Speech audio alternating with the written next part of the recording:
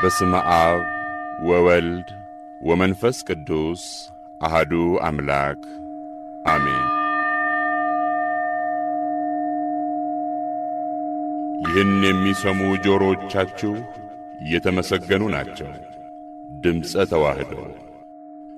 ተዋህዶ የኢትዮጵያ ኦርቶዶክስ ተዋህዶ ቤተክርስቲያንን ትምህርተ ሃይማኖት፣ ሥርዓተ እምነትና ክርስቲያናዊ ትውፊትን የሚያስተምር የሬዲዮ መርሃ ግብር ነው።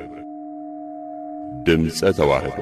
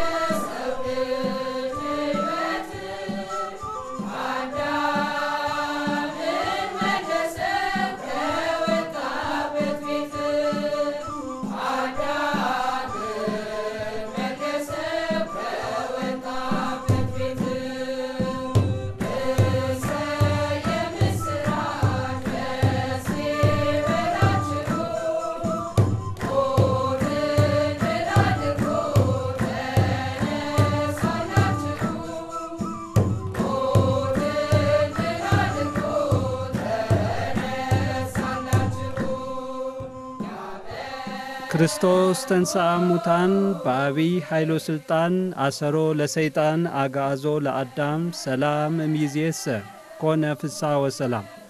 ሰላም ጤና ይስጥልን። የተወደዳችሁ አድማጮቻችን እንደምን ቆይታችኋል? ይህ በኢትዮጵያ ኦርቶዶክስ ተዋህዶ ቤተክርስቲያን በሰንበት ትምህርት ቤቶች ማደራጃ መምሪያ በማኅበረ ቅዱሳን የሚዲያ አገልግሎት ተቋም እየተዘጋጀ ወደ እናንተ የሚደርሰው የድምፀ ተዋህዶ የሬዲዮ መርሃ ግብራችን ነው። የተወደዳችሁ አድማጮቻችን እንኳን ለቅዱስ ያሬድ ዓመታዊ ክብረ በዓል ዋዜማ በሰላም በጤና ጠብቆ አደረሳችሁ። ከጻድቁ ከኢትዮጵያዊ ሊቅ ከቅዱስ ያሬድ ፈጣሪያችን በረከት ረድኤት ያሳትፈን። በነገው ዕለት ግንቦት 11 ታላቅ ክብረ በዓሉ የሚደረግበት ነው። እርሱ ከዚህ ዓለም የተሰወረበት ቀን ነው።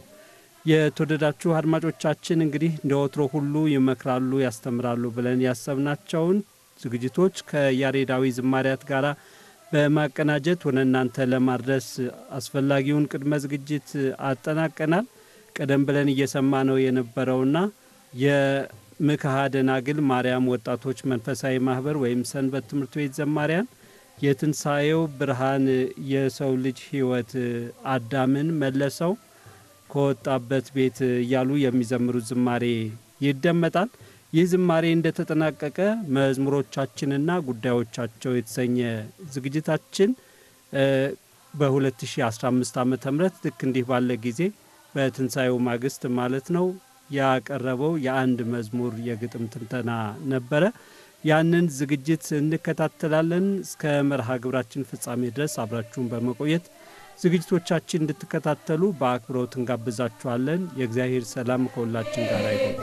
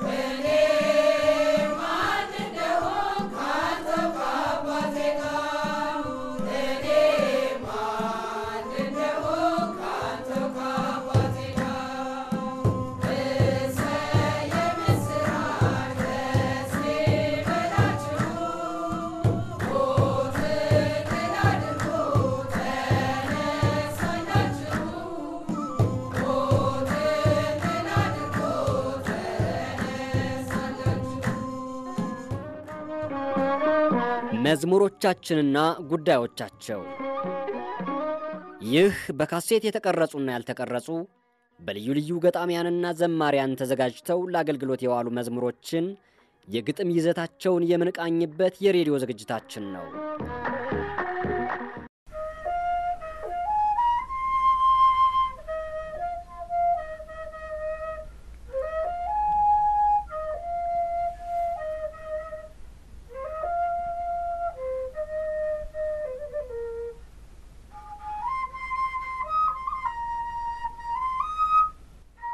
የተወደዳችሁ አድማጮቻችን እንደምን ቆይታችኋል?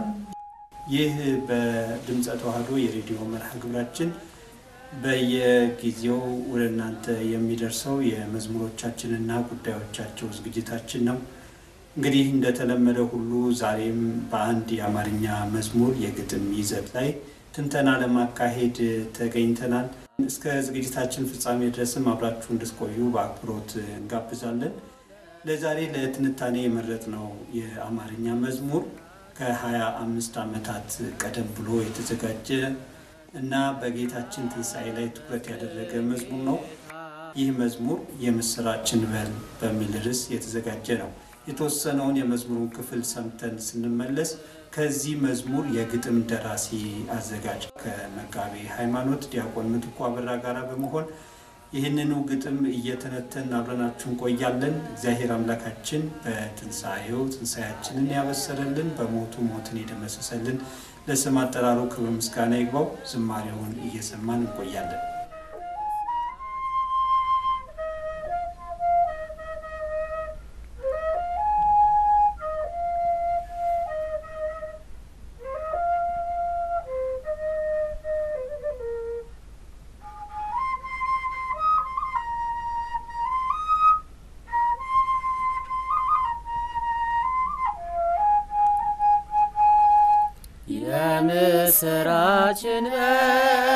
የምስራችን በል እናመስግን ጌታን በመስቀል ላይ ውሎ ከኃጢአት ላነጻን ሞትን ድል አድርጎ ለሰጠን ትንሣኤ የምስራችን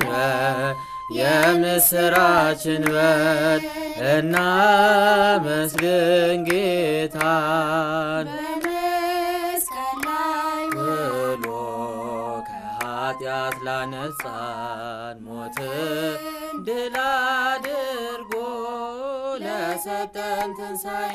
ዝማሬውን አደመጥልን። ዝማሬውን ላቀረቡልን እግዚአብሔር አምላካችን ዝማሬ መላእክት ያሰማልን። መጋቤ ሃይማኖት እንኳን ለብርሃነ ትንሣኤው በሰላም አደረሰ። እንኳን አብሮ አደረሰ። አሜን። እንግዲህ ያው በዋናነት በዚህ ግጥም ላይ ነው ትኩረት የምናደርገው። ከግጥሙ ድርሰት ዝግጅት ጋርም ተወሰኑ ጥያቄዎችን እናነሳለን። አስቀድመን ግን የግጥሙ ጠቅላላ ሐሳብ በክርስቶስ ትንሣኤ ላይ ነውና የሚያተኩረው ትንሣኤ ምንድነው የምትለውን የትንሣኤን ምንነት የምታሳየውን ጥያቄ ላቅርብ። ትንሣኤን እንዴት ማስረዳት እንችላለን? ትንሣኤ በራሱ ምንድነው? አመሰግናለሁ። ትንሣኤ ማለት ከቃሉ ስንነሳ ተንሥአ ተነሳ፣ ትንሣኤ አነሳስ የሚል ትርጉም ነው በቀጥታ የሚያመጣው። ትንሣኤን ቤተክርስቲያናችን በተለያየ መልኩ ትገልጸዋለች። የመጀመሪያው ትንሣኤ ልቡና የሚባል አለ፣ የልቡና መነሳት ማለት ነው። ከዛ ቀጥሎ የሚመጣው ትንሣኤ ዘስጋ ነው እና ትንሣኤ ዘስጋ ላይ ደግሞ ሁለት አይነት ትንሣኤ እንዳለ ታስተምራለች። አንደኛው ትንሣኤ ዘለክብር ነው፣ ሁለተኛው ትንሣኤ ዘላሳር። እነዚህ ትንሣኤ ራሱ ወደ ሰው ስናመጣው ወይም ደግሞ የስጋ ትንሣኤ ያለውን ከመተርጎማችን በፊት በሁለት አንጓ ማስቀመጥ ይቻላል። አንዱ የክርስቶስ ትንሣኤ ነው፣ እሱ በኩር ነው፣ ለትንሣኤ ሁሉ መተማመኛ ነው። የትንሣኤ ልቦና ብንለው፣ ትንሣኤ ዘስጋ ብንለው፣ የነፍስ ትንሣኤ ብንለው፣ ለሁሉም ትንሣኤዎች በኩር መተማመኛ ዋስትና የሆነ የክርስቶስ ትንሣኤ ነው። የክርስቶስ ትንሣኤን በተመለከተ ራሱን የቻለ አስተምህሮ አላት። ክርስቶስ እንዴት ተነሳ፣ መቼ ተነሳ፣ ለምን ተነሳ፣ ምን ሆኖ ተነሳ የሚለውን። ከዛ ቀጥሎ የሚመጣው የሰዎች ትንሣኤ እንዴት ይነሳሉ፣ መቼ ይነሳሉ፣ ለምን ይነሳሉ ከተነሱ በኋላስ የሚለው ነገር በሙሉ የሚካተትበት ነው። ዋናው ትልቁ ነገር ትንሳኤ ሁለት ነገሮችን ይዟል። የክርስቶስ ትንሳኤና የኛ ትንሳኤ፣ የክርስቶስን አነሳስ የኛንም አነሳስ ምን ተነተንበት ምስጢር ነው። ከአምስቱ አዕማደ ምስጢራትም አንዱ ነው ነገረ ትንሳኤ ማለት ነው በቤተክርስቲያናችን። እግዚአብሔር ይስጥልን፣ ቃለ ሕይወት ያሰማልን። የተወደዳችሁ አድማጮቻችን ከመጋቤ ሃይማኖት ዲያቆን ምትኩ አበራ ጋር በነገረ ትንሳኤ ላይ ትኩረት ተደርጎ በተዘመረው ዝማሬ መነሻነት ለመንደርደሪያ ያነሳነው ሐሳብ ትንሳኤ በራሱ ምንድነው የሚል ነው። እንግዲህ መነሳት አነሳስ መሆኑንና በዚህ ደግሞ የጌታችንን ትንሳኤና የሰው ልጆችን ትንሳኤ እንዳሳዩን እንዲሁ በሰው ልጆች ትንሳኤ ውስጥ ትንሳኤ ዘለሐሳርና ትንሳኤ ዘለክብር ተብለው የሚጠሩ የትንሳኤ አይነቶች መኖራቸውን እንዴት ለምንና በምን ሁኔታ እንደሚፈጸሙ ሁሉ በዝርዝር ያነሱበት ምላሽ ነው። ከውይይታችን ጠቃሚ ትምህርት እያገኛችሁ እንደሆነ ተስፋ እናደርጋለን። መልካም መጋቤ ሃይማኖት፣ እንግዲህ ትንሳኤ ምንድነው የሚለውን ጉዳይ በዚህ መንገድ ካየን ቅድስት ቤተክርስቲያን ስለ ትንሳኤ ያላት አጠቃላይ አስተምህሮ ምንድነው? እርግጥ የተወሰኑ ሐሳቦችን ረገጥ አድርገው ቀደም ብለው ነካክተዋቸዋል። እስቲ ዘርዘር አድርገው ቤተክርስቲያን ስለ ትንሳኤ ምን ታስተምራለች? እንግዲህ ይሄ ከቃላዊ ፍቺው ስንወጣ የትንሳኤ ዋናው መልእክት ወይም አስተምሮ ምንድነው የሚለውን ማንሳት ግድ ነው። ትንሳኤን እንደው በጣም ሰፊ ሚስጥር ያለው ትምህርት ነው። ግን ትንሳኤ በቤተክርስቲያናችን በራሱ ልዩ ነው። እንድም ብለን እንኳን በበዓሉ ስንመለከተው የበዓላት ሁሉ ርዕስ የበዓላት ሁሉ ጉልላት ነው። የትንሳኤን በዓል ስታከብር ቤተክርስቲያን አንደኛ ከሰባቱ አጽዋማት እጅግ በጣም ረጅሙን ጾም ጾማ ነው። ስሙ ራሱ አብይ ነው። የአብይ ጾም ታላቁ ጾም ነው የሚባለው። የጌታ ጾም በመሆኑ ብቻ አይደለም የቀኑ ምርዝማኔ እንደዚህ የሚጾም ጾም የለም። ምስጢሩ ራሱ የተለየ ነው እና ከ40 በተጨማሪ ከፊትና ከኋላ የጾመ ሕርቃልንና የሕማማቱን መታሰቢያ ያደርጋ ከዘወረደ ጀምሮ ምን ጾመው ይሄ የጾመ ሕርቃል ተብሎ የሚጠራው ማለት ነው የመጀመሪያው። ሌሎቹ በጣም በነገራችን ላይ ግሪካውያኖቹና ሌሎቹ ምዕራባውያኑን ስንመለከት የአይብ ሳምንት ወይም ነጩ ጾም ይሉታል። ከጌታ ጾም ጋር አያገናኙትም። ፕራክቲስ እያደረጉ የሚጠብቁበት ወደ ዋናው ጾም ለመግባት ሰውነቱን እያለማመዱ። እኛ ደግሞ ከጾሙ ጋር ደምረን ግን ስያሜውን አስቀምጠን ዘወረደ ብለን ከፊት ደግሞ ትንሳኤን ከማክበራችን በፊት ደግሞ አምስቱን ወይም ሰባቱን ዕለታት ሰሞነ ሕማማት ትለዋለች ቤተክርስቲያናችን። ሰሞነ ሕማማት ብላ ነው የምታስበው።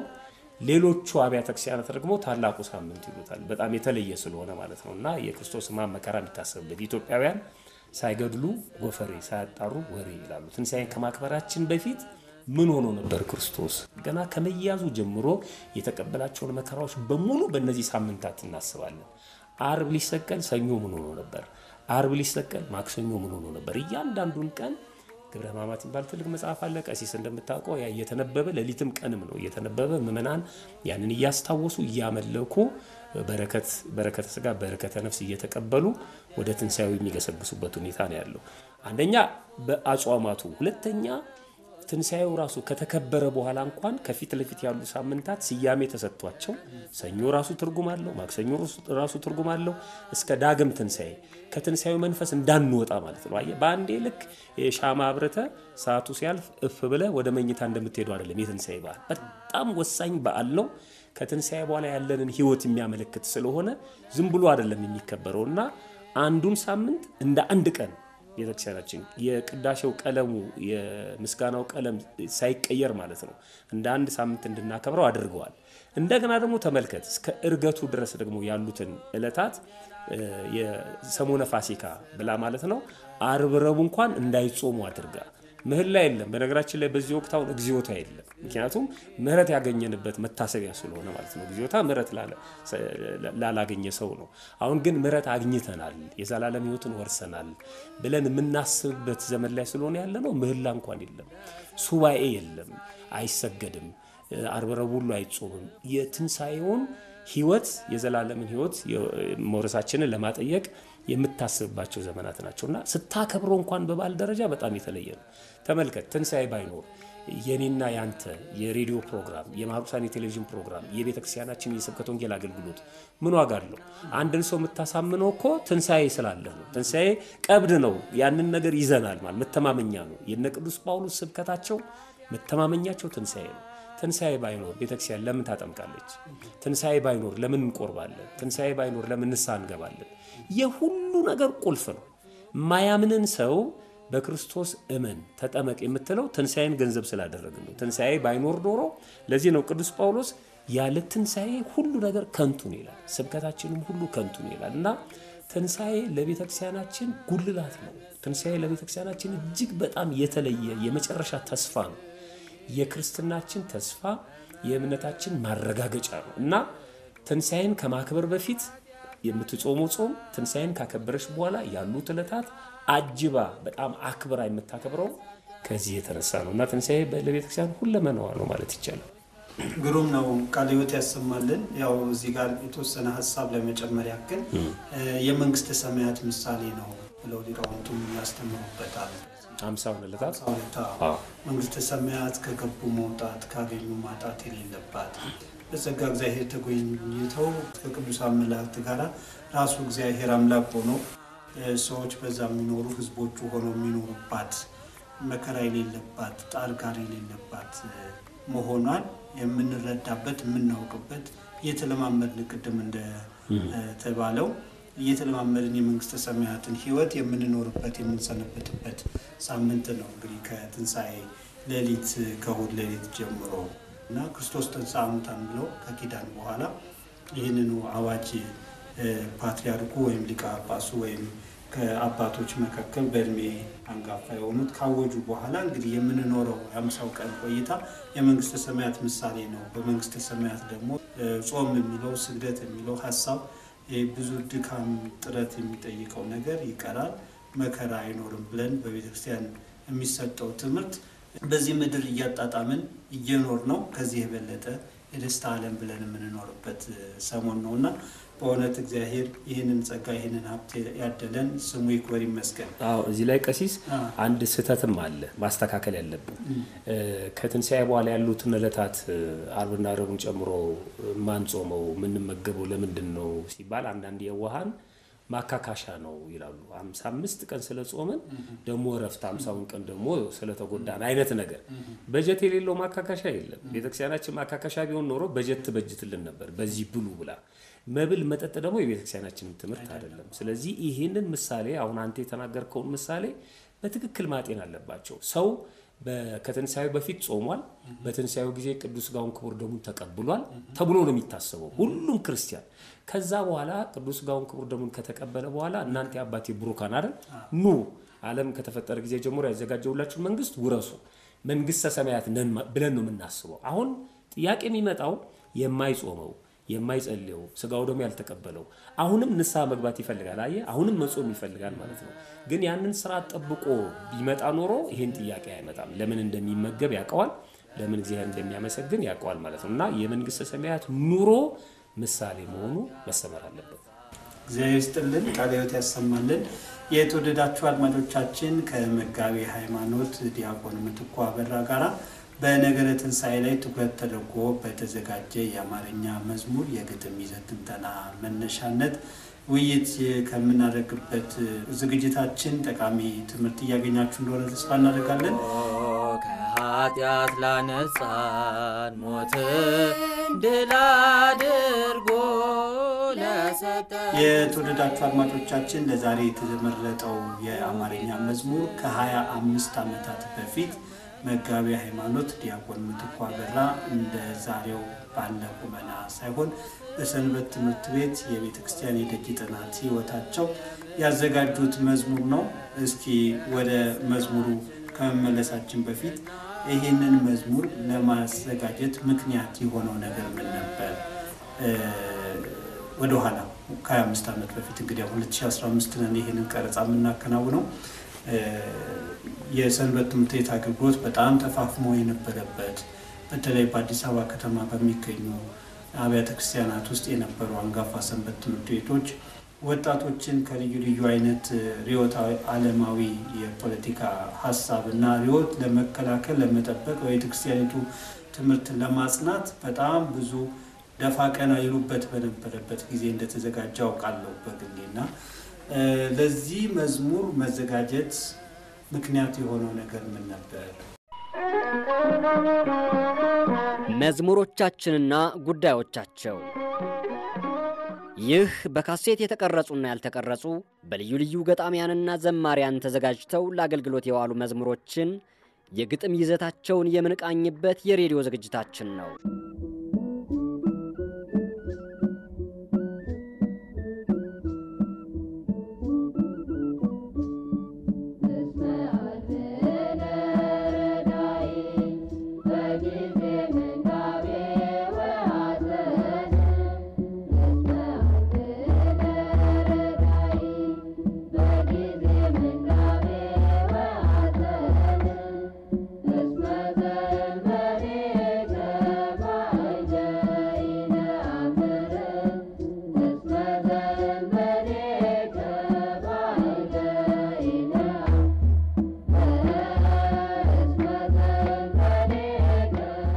የተወደዳችሁ አድማጮቻችን እየተከታተላችሁ የምትገኙት በማህበረ ቅዱሳን የሚዲያ አገልግሎት ተቋም እየተዘጋጀ ወደ እናንተ የሚደርሰውን የዕለተ ሰንበት የድምጸ ተዋህዶ የሬዲዮ መርሃ ግብራችንን ነው።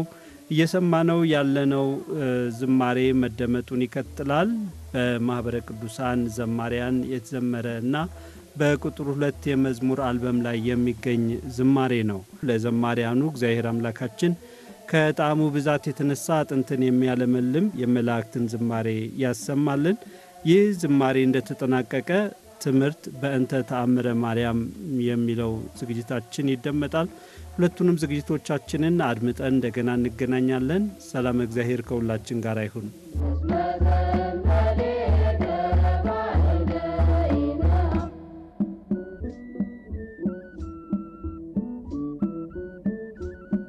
ቅዱሳን አምላክ እግዚአብሔር ሆይ ካንተ ሌላ የምናውቀው በችግርና በሐዘናችን ጊዜ የሚረዳን የለም እኮ።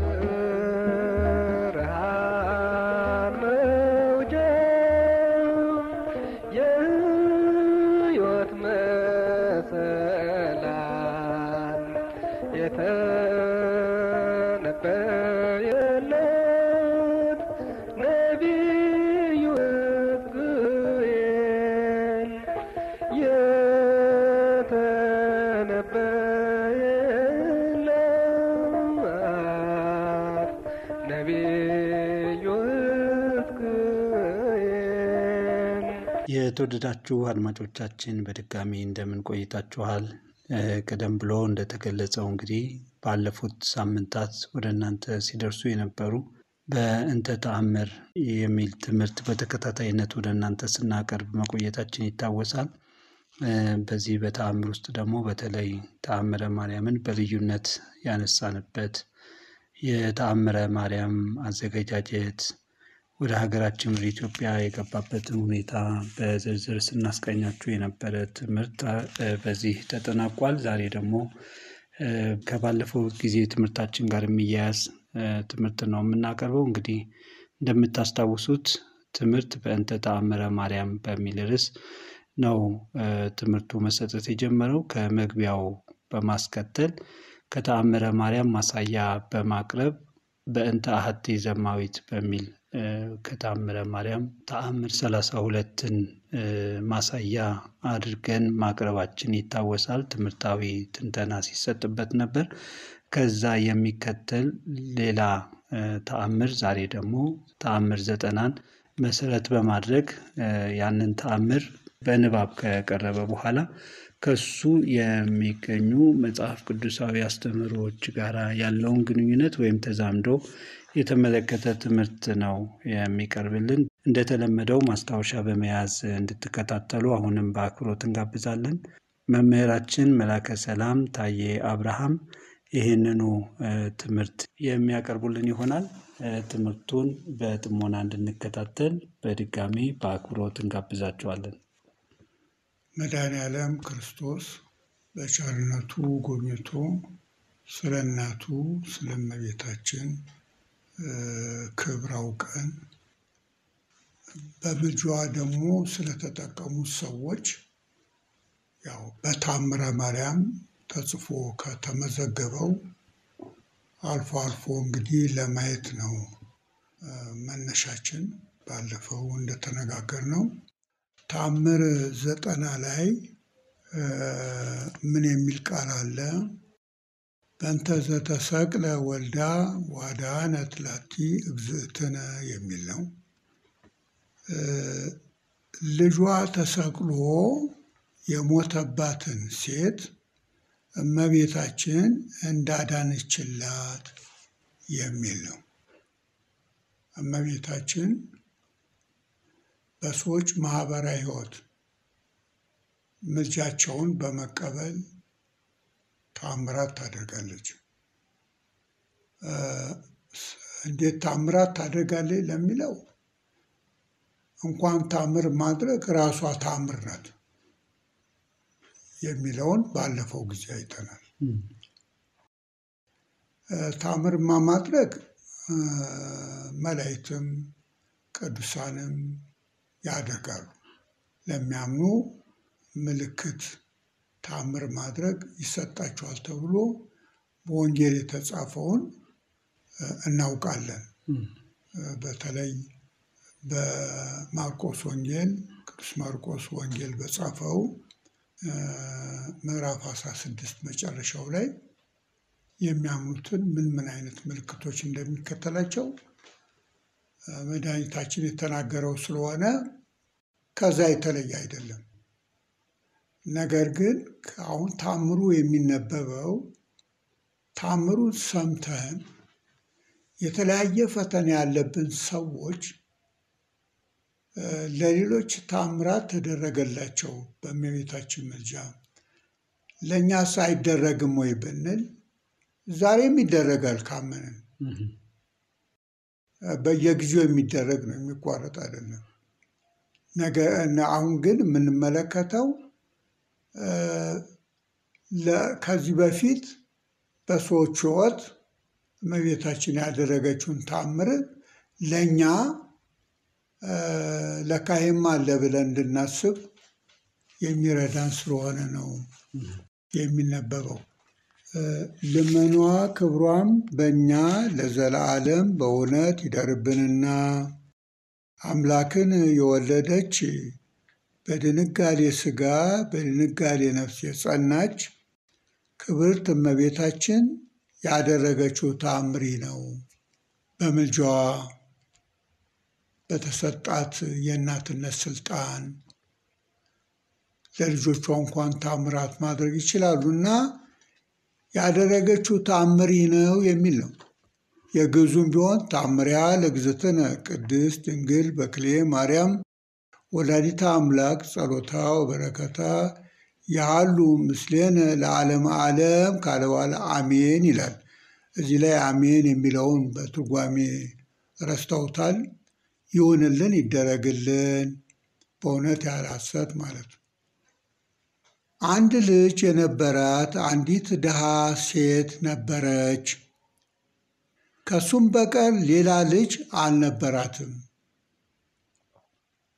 በወንጌል እንደምታውቁት አንዲት ሴት ነበረች፣ አንድ ልጅ ብቻ የነበራት። ምክንያቱ ምን እንደሆነ ሳይታወቅ ግን ሞተባት። እያለቀሰች ለቀብር ስትሄድ ተስፋ ሰጪ ኢየሱስ ክርስቶስ ከድንግል የተወለደው የአብ የባሕርይ ልጅ በቃሬዛ ይዘው ሲሄዱ አስከሬኑ አጠገብ ቆሞ አንተ ወጣት ተነስ ነው ያለው። ለእናቱ ሰጣት። እናቷ እንባዋን አቆመች ማለት ነው። እንግዲህ ልጇ ይሄን ያደርጋል። እናቱስ ልጇን በስርዓት መስልም ማለት ነው እንዴ? እንኳን እሷ በመጽሐፍ ቅዱስን እግዚአብሔርን መምሰል ማትረፊያ ነው እየተባለ ተጽፏል። ይህ ጥቅስ ስንጠቅስ አልኖርም እናውቀዋለን። እኛም እንኳን እግዚአብሔር መምሰል እንዳለብን ነው። በእሱ ካመንን እሱ የሚሰራውን ስራ መስራት ነው። ስለዚህ ይህን የተነገረው ምንድን ነው? ያው ያችን ሴት እንዴት ነው አንድ ልጅ ብቻ ያላትን ኢየሱስ ክርስቶስ ያጽናናት? እናቱም ልጇን መስላ ታጽናናለች።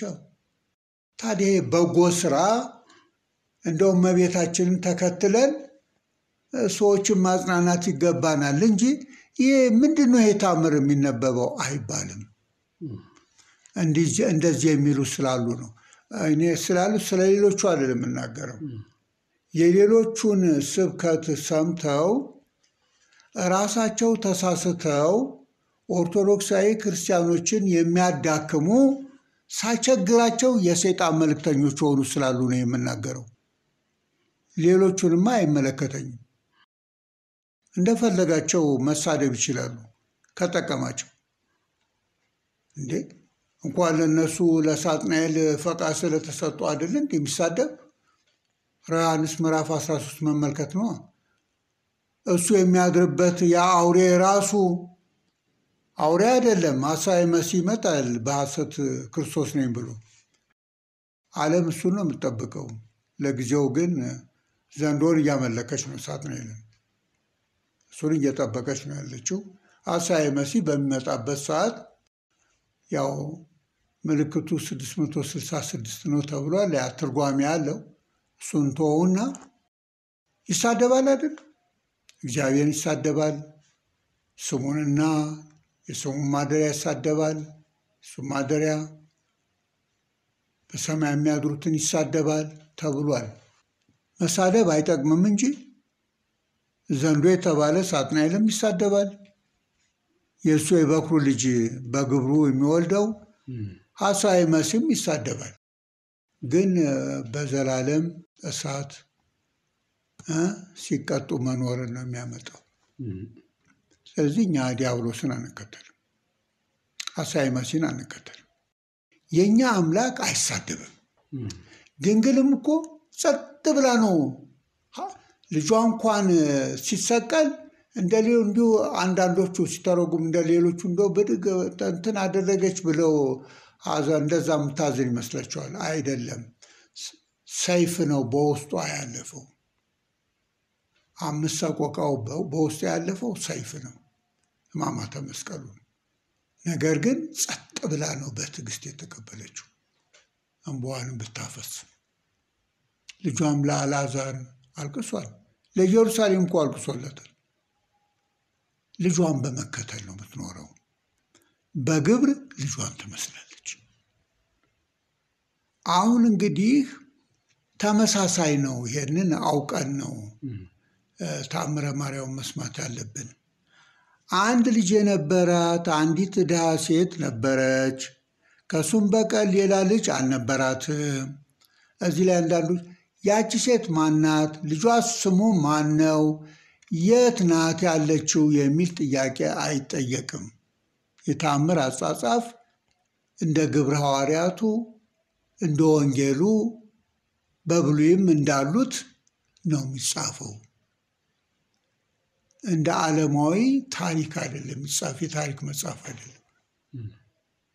ያቺ ሴትስ ቢሆን ያቺ አንድ ልጅ የሞተባት በወንጌል እንግዲህ የተነገረው ስሟ ማን እንደሆነ፣ የልጇ ስም ማን እንደሆነ፣ እንዴት እንደሞተ አልተገለጸም። ወንጌላዊ አልጻፈም። ዋና ፍሬ ነገሩ ነው ለሰው ድነት የሚሆነው ነው የሚነገረው። ተአምረ ማርያም ላይ ተመሳሳይ ነው ማለት ነው። ከሱም በቀር ሌላ ልጅ አልነበራትም። እሱንም ከመውደዷ የተነሳ ይላል ዘወትር ወደ ቤተ ክርስቲያን እየሄደች ጥሩ ነው፣ ክርስቲያን ናት ማለት ነው። እመቤታችንን ትለምንለት ነበር። እናት ለልጅ መለመኗ ተገቢ ነው። እስቲ የትኛይቱ እናት ናት ለልጇ ማትለምን? ትለምንለት ነበር። ከክፉ ነገርም ሁሉ ትጠብቀው ዘንድ ከዚህ ዓለም መከራም ታድነው ዘንድ ዳግመኛም ታማጽነው ነበር። እመቤታችን ልጄን ጠብቂልኝ ብላ ነው ተማጽኖ የምታደርገው በስዕሏ ፊት እየቆመች ቤተክርስቲያን ስትሄድ። ጥሩ ነው፣ ይጠቅማል። ዕለት ዕለት ወደ ቤተክርስቲያን መሄድን ታዘወትር ነበር። ጥሩ እምነት ያላት ሴት ናት። ዕለት ዕለት ወደ ቤተክርስቲያን መሄድ ይጠቅማል እንጂ አይጎዳም። በሉቃስ ወንጌል ምዕራፍ 18 አንዲት መበለት ጌታችን በምሳሌ የተናገረላት ከላይ እግዚአብሔርን ማይፈራ ከስር ሰውን የማፍር አንድ ግፈኛ ጨካኝ መኮንን ነበረ። አሉ አንዳንድ ግፈኞች አሉ በዓለም ላይ ፍትህ ወንበር ላይ ተቀምጠው የድሃ ጩኸት የማይሰሙ አሉ። ልክ እንደዛ ነበር የሰው በወንጌል የተነገረውን ነው። ሉቃስ ወንጌል ምዕራፍ 18 መመልከት ነው። ዕለት ዕለት ግን እሷ ቢሮው እየሄደች እባክህ ባላጋራ ተነስቶብኛል ፍረድልኝ ትለው ነበር። ልጅ የላት፣ ባሏ ሞቷል፣ ብቸኛ ናት። እንግዲህ ድሃ መሆኗን አይቶ ደግሞ ሌላው ያለቻትን እንግዲህ አንድ ማሳ ሊኖራት ይችላል፣ እዛ ላይ ባይገለጽም እንግዲህ ባላጋራ ተነሳባት። እንግዲህ በድሃም ላይ የሚነሳ ባላጋራ አለ። እሷ ግን ፍረድልኝ እያለች የፍትህ ጥያቄ ነው የምትጠይቀው። መቼም የተጠማ ከፈሳሽ የተበደለ ከነጋሽ ይላሉ በምሳሌው። ወደ ሕግ መሄድና ማመልከት ጥሩ ነው። ያመላልሳታል። መፈጸም እየቻለ ያመላልሳታል። ይሄ ጥሩ አይደለም። ግን እሷ ዕለት ዕለት እየሄደች ተነዘንዘው ነበር። አያችሁ ጽናቷን። አንድ ነገር እስኪፈጸምልን እኛ ቤተክርስቲያን እየሄድን ዕለት ዕለት ፈጣሪያችንን እንለምነዋለን ወይስ በድንግል ማርያም በሌሎቹ ቅዱሳን እንማጸናለን? ቶሎ ተስፋ ቆርጠን ነው ወደ ሌላ የምንሄደው። አሁን ይቺ ሴት ብዙ ጊዜ በትጋት ስለተከታተለች ወደ ልቡ ገባ፣ ወደ ልቡ ተመለሰ። ያ ግፈኛ መኮንን ገዢ ምን አለ? ያውቀዋል ደግሞ ስራውን። ምንም ከላይ እግዚአብሔርን ባልፈራ ከታችም ሰው ጤፉ የሚባል አለ። ሰውንም ባላፍር ሰው እንደ ጤፍ የሚመለከታለን። ትዕቢት መጥፎ ነው። ብዙ ሰዎች በትዕቢታቸው ተወርደዋል። ትዕቢተኞች ከመሆን እግዚአብሔር ያድነን። ሰው አይናቅም። ድሃ ስለሆነ አይናቅም። ቸግሮት የመጣውን አስተናግዶ በስርዓቱ ተገቢውን ነገር ማድረግ ይገባል። ሰው ማንገላታት ጥሩ አይደለም። እግዚአብሔር ፈራጅ ነው። ለምሳሌ ክርስቲያን ሆነን ልናደርግ የምንችለውን ነገር በማድረግ ፈንታ ሕግ ቦታ ተቀምጠን ሰውን የምናጉላላ ከሆን ወዮልን፣ ወዮታ አለብን። ኃላፊነታችንን ካልተወጣን እግዚአብሔር ይፈርዳል። እግዚአብሔር አምላከ ነዳያን ተስፋ ቅቡፃን ነዋ። እመቤታችንም እንኳን ለሰው እኮ ለውሻ የምታስብና የምትራራ ናት። ሊያጠጡት ይችሉ ነበር እነዛ ሴቶች። እሷ ደግሞ ለምታጠጣው ደግሞ ሌላ ነገር ትርፍ ነገር ተናገሩ። የእነሱን ነገር ሳትከተል የተጠማ ውሻ ውሃ አጠጣችው። በወርቅ ጫማዋ እኛስ የኢትዮጵያ እንደ ውሾች የምንቆጠር በግብራችን እንደው ብናገኝ እንጠላለን። እመቤታችን በወርቅ ጫማ ውሃ ቀድታ ካጠጣችን ማፈውስ አይደለም። እሷ የተመላለሰችበት ቦታ ካለ እንደው በእምነት እኮ አፈሩን ቀባቀባ ብናደርግ ስንት ፈውስ ይመጣል። እምነት ይጠይቃል። ሳያምኑ ኢየሩሳሌም ቢሄዱ መጠቀም የለም። ሳያምኑ ቤተክርስቲያን ቢመላለሱ መጠቀም የለም። በእምነት ግን መመላለስ ይጠቅማል። አሁን ያቺ መበለት ግፈኛውን መኮንን እንኳን ወደ ልቡ እንዲመለስ አደረገችው። ምንም ከላይ እግዚአብሔርን ባልፈራ ከታችም ሰውን ባላፍር ለዚህ ለዳ ሴት መበለት ልፍረድላትና ከንዝነዟ ልዳን ብሎ ፈረደላት ይላል። ታዲያ እግዚአብሔር በመዓልትም በሌሊትም ስሙን ለሚጠሩ በእምነት አይፈርድላቸውምን ብሏል ለምርጦቹ። ድንግል ማርያምስ ታዲያ ዕለት ዕለት እየሄደ በስዕሏ ፊት እየቆመች የልጄን ነገር አደራ ለምትለዋ አትፈርድም? የፈራጅ እናት አይደለችም? ልጇ ንጉሥ፣ እሷ ንግሥት፣ ልጆቿ ሐዋርያትስ ይፈርዳሉ አይደል? አንደኛ ቆሮንቶስ እኮ ምዕራፍ 5 ብንመለከት አትፈርዱም ምን ብሎ እኮ ይናገራል ቅዱስ ጳውሎስ። መፍረድም እኮ አለ በጸጋ። አሁን እንዲህ አደረገውን ፈርጀበታለሁ ይላል። እንግዲህ ያላወቀ እንደው በንባብ ብቻ የሚሄድ በማቴዎስ ወንጌል ምዕራፍ 7 እኮ ቁጥር 1 ላይ አትፍረዱ እንዳይፈረድባችሁ ተብሏል። ጳውሎስ ተሳስቶ ነው እንዴ በአንደኛ ቆሮንቶስ ምዕራፍ 5 ላይ ፈርጀበታለሁ የሚለው ሊል ይችላል። ተሾሟላ ይፈርዳል። ሳትሾም አትፍረድ። ደግሞ ንጹሕም ነው መፍረድ ይችላል። የኔ ብጤና እና አንተ ደግሞ እና አንቺ በራሳችን ፈርደን ንስሐ መግባት ነው የሚሻለን እንጂ በሌላ ላይ ራሳችን ሳንስተካከል እንዴት መፍረድ እንችላለን? እኔ ዓይን ውስጥ ትልቅ ምሰሶ አለ ልበል፣ የኃጢአት ምሰሶ። የወንድሜን የሌላውን ወይ የእህቴን ትንሽ ጥቃቅን ነገር አይቼ ብፈርድ ጅል ነኝ ማለት ነው። መጀመሪያ ቅድመ አውፅ ሰውሬ የማይንከ ይለኛል። አስቀድመ ከዓይን ምሰሶን አውጣ። በማቴዎስ ወንጌል ምዕራፍ 7 ያለውን የጠቀስኩት። ስለዚህ ይሄኛው እንግዲህ ከነ ሀተታ ነው እንጂ ታምሩማ ዝም ብሎ ሲነበብ ነው በቤተክርስቲያን የሚኖረው። ለግንዛቤ እንዲሆነን ነው ሀተታ የመጣው ማለት ነው።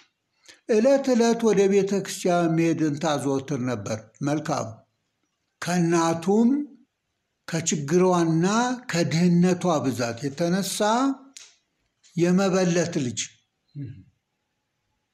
ያው እንግዲህ ቤት ምንም ነገር ሳይገኝ ሲቀር ደግሞ ክፉ ጓደኞች ከገጠመ በጣም ችግር ነው የሚፈጠረው። ከድህነት በላይ ሌላ ችጋር የሚያመጣ ነው። ከክፉ ጓደኛ ይላሉ ሰይጣን ይሻላል። ሰይጣንን በስማን ብትለው ይሄዳል። ክፉ ጓደኛ ግን እያሳሳቀ ቁልቁል ነው የሚያወርድህ። አሁን ይሄ እንግዲህ ወጣት ጓደኛ አላገኘም ማለት ሁሉ ጓደኛ ይመስሏል። አንዳንዱ ሲራቅ ሁሉ ጓደኛ አይደለም። ጓደኛ በችግር ጊዜ የሚደርስ ነው ብሏል። ከእናቱም ከችግሯና ከድህነቷ ብዛት የተነሳ የመበለት ልጅ ከክፎች ወንበዴዎች ጋር አንድ ሆነና ስለ ክፉ ስራው ሰቅለውት 3 ሌሊት 3 መዓልት ተሰቅሎ ሰነበተ። የሚያወርደው አጡ። የወንበዴ ጓደኛ መሆን ውጤቱ መሰቀል ነው። ሰማዕት አይደለም እሱ በወንጀሉን የተሰቀለ። ከባድ አይሆንም ይሄ ነገር? ይቺ ሴት እንግዲህ አንድ ልጇ ነው እንግዲህ ተሰቀለባት፣ አላየች። ምን ይሰማቸውን ብለን እስቲ በርኅራኄ እናስብ። እኛ ባንራራ ርኅተ ልቡና ድንግል ማርያም ትራራለች። ለውሻ የራራች ለሰው አትራራም ብለን እኛ አንጠራጠርም። በመጽሐፈ ምሳሌ ላይ ጻድቅ ሰው ለእንስሳው ነፍስ ይራራል ይላል። ታዲያ ጻድቅ ለእንስሳ ነፍስ የሚራራ ከሆነ ድንግል ማርያም ደግሞ መቼም የእግዚአብሔር እንስሶች ነን፣ በጎቼ ብሎናል። ቸሩ ጠባቂያችን እሱ ነው። ለእሱ እንስሶች አትራራም እንበል አንልም። የብርሃን መውጫ የሕይወት መሰላል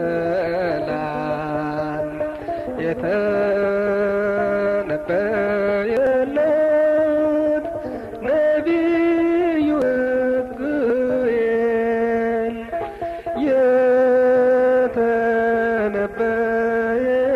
የተነበየለት ነቢዩ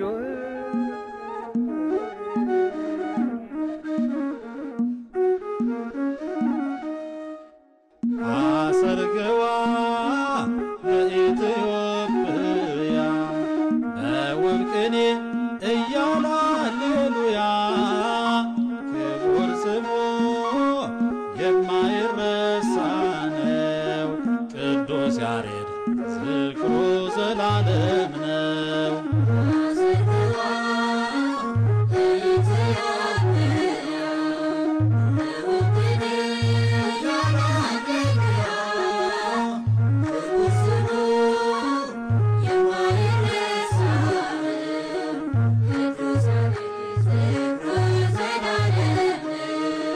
አሰርገዋ በኢትዮጵያ በውብ ቅኔ እያለ ሃሌሉያ ክቡር ስሙ የማይረሳ ነው ቅዱስ ያሬድ ዝክሩ ዘላለም ነው።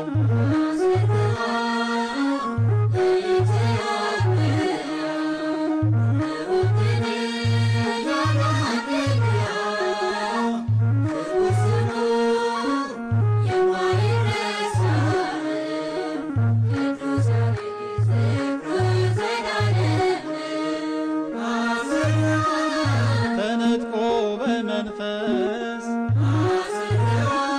እስከ አርያም መቅደስ የሰማዩን ዜማ ለምድሪቱ አሰማ። ቅዱስ ያሬድ ዝክሩ ዘላለም ነው እያሉ መላከ ፀሐይ ቀሲስ መኮንን እየዘመሩት ያለውን ዝማሬ እያደመጥን ነው። ከቅዱስ ያሬድ አምላካችን በረከት ረድኤት ያሳትፈን። ቅዱስ ያሬድ በ6ኛው መቶ ክፍለ ዘመን መባቻ ላይ የተነሳና ቅድስት ቤተ ክርስቲያንን በልዩ ልዩ መንፈሳዊ ግልጋሎቶች ሲያገለግል የኖረ ትውልድ ሁሉ የሚጠቀምበትን ቅዱስና የተመላቸውን ስራዎች ያበረከተ በምልጃው በረከትን ቃል ኪዳንን ከፈጣሪ የተቀበለና ሁላችን ተማጽኖ የምናደርግበት አባታችን ነው። ከቅዱስ ያሬድ አምላካችን በረከት ረድኤት ያሳትፈን። የዚህ የቅዱስ ያሬድን አገልግሎት በጥቂቱም ቢሆን የሚያስቃኝ ዝማሬ ነው አባታችን መላከ ፀሐይ መኮንን እየዘመሩ ያሉት። ለሳቸው እግዚአብሔር አምላካችን ከጣዕሙ ብዛት የተነሳ አጥንትን የሚያለመልም የመላእክትን ዝማሬ ያሰማልን እንላለን። እንግዲህ የተወደዳችሁ አድማጮቻችን ለዛሬ ዕለተ ሰንበት ግንቦት 10 ቀን የተመደበልን የአየር ሰዓት ወደ መጠናቀቁ እየተቃረበ ነው። አብራችሁን ስለቆያችሁና ዝግጅቶቻችንን ስትከታተሉ ስለነበራችሁ በልዑል እግዚአብሔር ስም እናመሰግናችኋለን። በመጪው ሳምንት ከዚህ የሚከተሉ ልዩ ልዩ ዝግጅቶችን ቢዘን አዳዲስ መርሃ ግብራትንም አካተን ወደ እናንተ የምንቀርብ ይሆናል። የእግዚአብሔር አብ ጸጋ፣ የእግዚአብሔር ወልድ ፍቅር፣ የእግዚአብሔር መንፈስ ቅዱስ አንድነት ቸርነት፣ የእመቤታችን የቅድስት ድንግል ማርያም ወላዲተ አምላክ አማላጅነት፣ የቅዱሳን ሁሉ ጸሎታቸው በረከታቸው፣ ድል የማትነሳ ጥርጥር የሌለባት ንጽሕት ቅድስት ተዋሕዶ እምነታቸው በእኛ ላይ ጸንታ ትኑር ለዘላለሙ አሜን። አሰርገዋ በኢትዮጵያ በውብ ቅኔ እያለ ሃሌሉያ ክቡር ስሙ የማይረሳ ነው ቅዱስ ያሬድ ዝክሩ ዘላለም ነው። አሰርገዋ በኢትዮጵያ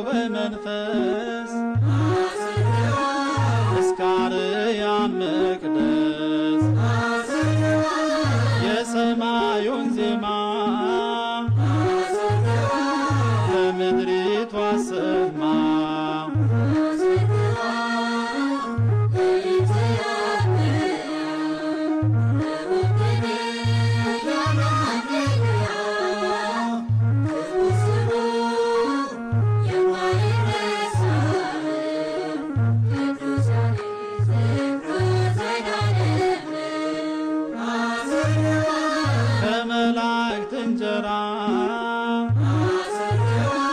የሰው ልጅ ተጋራ ያሬድ ማህሌታይ ያወርደው ከሰማይ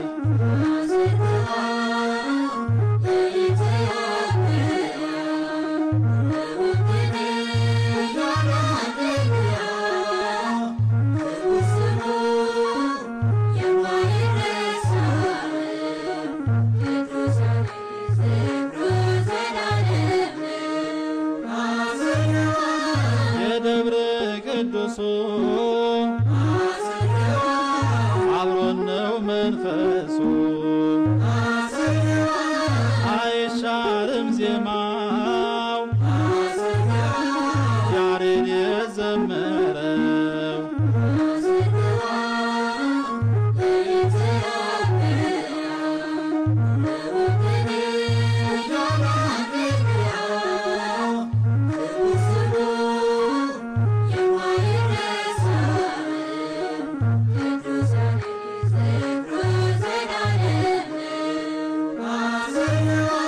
በኢትዮጵያ ማህፀን የተገኘው ካህን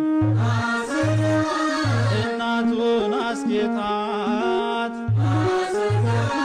በዜማ በረከት